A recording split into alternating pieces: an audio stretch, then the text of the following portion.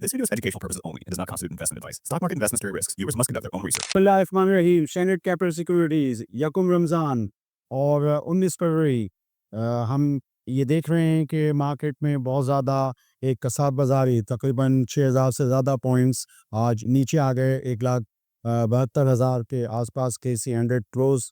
और इसकी जो बुनियादी वजह वो खलीज फ़ारिस के अंदर जो भी इस वक्त इवेंट्स हैं, जैसे कि मैंने आपको पहले भी बहुत दफ़ा इस हवाले से निशानदेही की थी और आपको बताया था। तो वही चीज़ें जो हैं वो मुसलसल चल रही हैं और अब अमरीकी माशरों में भी काफ़ी जो चीज़ें हैं उनको आपको फॉलो करना चाहिए मार्केट में किसी किस्म के एक्सपोज़र लेने से पहले। तो ये थोड़ा-सा एक चीज़ थी जिसको कि लोग देख रहे हैं और बहुत क्लोज़ली देख रहे हैं। तो ये है कि मैं आपको याद दिलाता चलूँ कि 1,60,000 के C100 का इंडेक्स है, जहाँ पे कि पहले कंसोलिडेशन हुई थी और उसके बाद पे हमने ये एक अपसर्ज देखी थी जो कि 1,91,000 का हाई लगा था। तो आप अगर फ़र्ज़ करें कि हम उसको देख सकते हैं, अब ये ज़्यादा दूर भी नहीं है। तो ये है कि हमें ये देखना चाहिए कि अभी थोड़ा-सा इंतज़ार करना चाहिए और अपने पोर्टफ़ोलियो के लिए हमें अच्छे आइटम्स वगैरह देखने चाहिए। बहुत सारी चीज़ें हैं जो कि हम उसको स्टडी कर सकते हैं। 2025 के जो कुछ नताइज थे उसमें बाज़ नताइज में सबसे अच्छा जो नतीजा जो मैं कह सकता हूँ वो हबीब बैंक HPL का था। और ये है कि बकिया काफ़ी नताइज इतने ज़बरदस्ती थे, लेकिन वो तवक्कुआत के हिसाब से थे या एनालिस्टों के एक्सपेक्टेशंस के हिसाब से थे। लेकिन ये है कि मार्केट ने उसको इतना मज़बूत नहीं लिया था।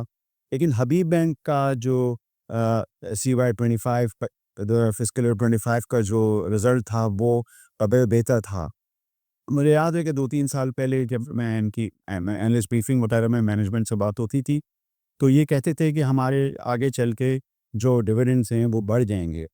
तो हमने देखा कि ये आहिस्ता-आहिस्ता क्वार्टरली डिविडेंड्स 2025 के अंदर बढ़ते चले गए 4, साढ़े 4, और उसके बाद जो फाइनल क्वार्टर का जो डिविडेंड था वो ₹6 रहा। तो ये टोटल डिविडेंड जो था वो 9 महीने का ₹14 हुआ, तो उस पूरे साल का ₹20 हो गया। तो ₹20 के हिसाब से गो के डिविडेंड यील्ड तो वो ख़ास नहीं बनती, लेकिन ये एक चीज़ सामने आती है कि आगे चल के मज़ीद इनके डिविडेंड्स जो हैं वो बेहतर होते चले जाएँगे। अच्छा, अब इसमें हबीब बैंक के अंदर हम देख रहे थे कि जो इनकी बुक वैल्यू बनी, जो बैलेंस शीट हमने देखी वो तकरीबन ₹304 की थी। तो अगर हम डेढ़ का price to book value multiple का टारगेट भी पाकिस्तानी बैंकों, कन्वेंशनल बैंकों के लिए बनाएँ, तो ये तकरीबन जो आप देख सकते हैं कि इस बुक वैल्यू को आप मल्टीप्लाई करते हैं डेढ़ के प्राइस टू बुक के मल्टीपल से, ये तकरीबन कोई ₹450 का एक फिगर आता है। तो मैंने सोचा कि हवा आपको इसका हवाले से बताऊँ। मैं ये देख रहा था कि इनका जो निम था गो के इस्लामी बैंकों से तो कम होते हैं कन्वेंशनल बैंक्स के निम, लेकिन नेट इंटरेस्ट मार्जिन इस वक्त 4.4% आ रहा है, जो कि काफ़ी सैर हासिल है, दूसरे बैंकों से बेहतर है। और जो ई लर्निंग एसेट्स है, यानी जो इनके रिटर्न्स हैं जो कि इन्वेस्टमेंट्स और एडवांसेस पे बनते हैं, वो तकरीबन 10% से ज़्यादा आ रहे हैं। तो यानी स्प्रेड इनका मतलब एक बनता है अच्छा। और ये इसी वजह से हमने देखा कि नताइज जो थे वो बेहतर होते चले गए। और 2025 का जो जो नफ़ा इन्होंने बुक किया वो ₹42.60 का था। पिछले साल ये ₹38.70 का था। डिविडेंड जो है वो उनका बढ़ता चला गया। ये एक जो इनकी स्टोरी है वो एक इसमें थी। हमने देखा कि कल मार्केट ने एक अच्छा रिस्पॉन्ड दिया था हबीब बैंक के रिज़ल्ट आने के बाद। लेकिन ये है कि अब आप जानते हैं कि इस तरह के आपको अच्छे मौक़े मिलते रहेंगे। बैंकिंग के दूसरे भी स्टॉक्स हैं, मैंने पिछले भी अपने प्रोग्रामों में आपको बताया था कि बैंगल हबीब हो, हबीब बैंक और बुलेटिन बैंक हो, और अब जो बिग बॉयज़ के अंदर जो बड़ा बैंक है हबीब बैंक, इनके नताइज दूसरे बैंकों से बेहतर रहे और डिविडेंड जो है इसमें हबीब बैंक का बेहतर आया। तो जब कभी भी आपको मौका मिले पोर्टफोलियो वगैरह बनाने का, तो आप इसके हवाले से भी सोच सकते हैं, देख सकते हैं। मुझे उम्मीद है कि काफ़ी अपॉर्चुनिटीज़ जो हैं वो अच्छे स्टॉक्स में मिल जाएँगी। मैंने अपने पिछले प्रोग्रामों में 7 के पी प्राइस विनिंग मल्टीपल पे आपको निशानदेही की थी लकी सीमेंट के हवाले से। अब इसी तरीके से कुछ और भी मौक़े जो हैं, जैसे बैंक इस्लामी का भी नतीजा था, उसको भी कभी आपको डिटेल से बताऊँगा। वही मतलब साल का ₹3 यानी ₹1.5 डिविडेंड फाइनल। तो बैंक इस्लामी भी 6 के प्राइस अर्निंग मल्टीपल पे है। तो मैंने सोचा कि इस हवाले से आपको थोड़ा-सा ये ब्रीफ़ करूँ। बात दूसरी जो खबर थी उसमें सबसे अहम खबर जो थी वो ये है कि सांबा बैंक, एक और बैंक जो इस्लामी बैंक के लिए अप्लाई कर चुका है, स्टेट बैंक ऑफ पाकिस्तान से अप्रूवल भी आई है।